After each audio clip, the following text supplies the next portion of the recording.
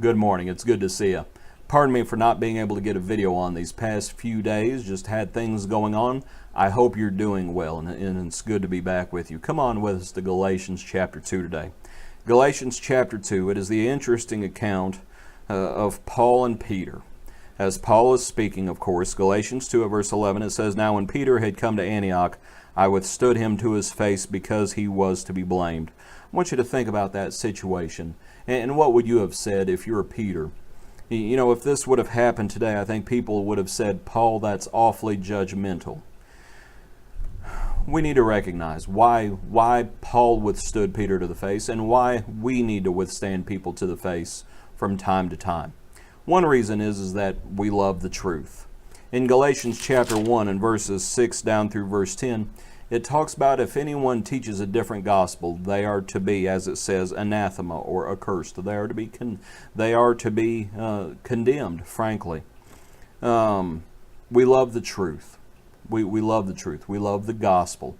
And there's only one gospel. There's only one faith. And we love it. We also love the sinner. Paul did what he did, as you had Peter and as you had Barnabas carried away with hypocrisy. I think you would have to say Paul did what he did because he loved them as well, and he cared about them, and he did not want them to go down this road of hypocrisy, because we know where that road goes. That road goes to hell, and Paul did not want them to go down that road. You might think about Peter, you might think about Barnabas, especially as he says that even Barnabas was carried away with their hypocrisy. Paul and Barnabas had worked together for a considerable amount of time.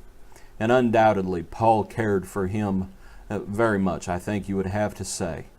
And that's what we do. We love sinners. The Lord loved sinners, and we do too. And we do not want them to be lost. And that's why we withstand people to the face from time to time. We're trying to save them, trying to convert a sinner from the error of their ways. But we love other sinners as well. Sin, when it is talked about in the New Testament, it's talked about, the analogy is leavening. And it's the idea that sin spreads. Paul withstood Peter to the face because Peter was influencing other people.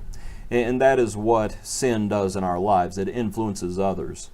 And so when someone stops that sin in its tracks like Paul did and like we need to do from time to time, we're trying to stop the spread of sin because we don't want other people.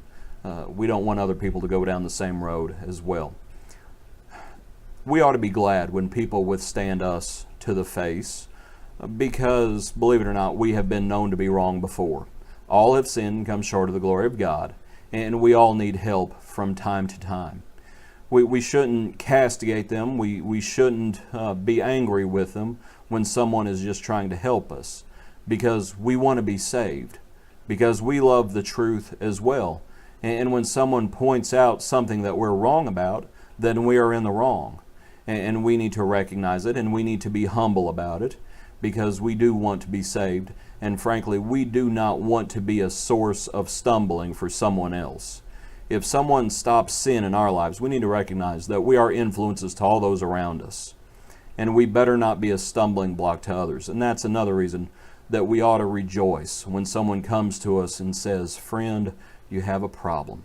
Hope you enjoyed this study today. God bless you. Be a blessing to others. We hope to see you tomorrow morning.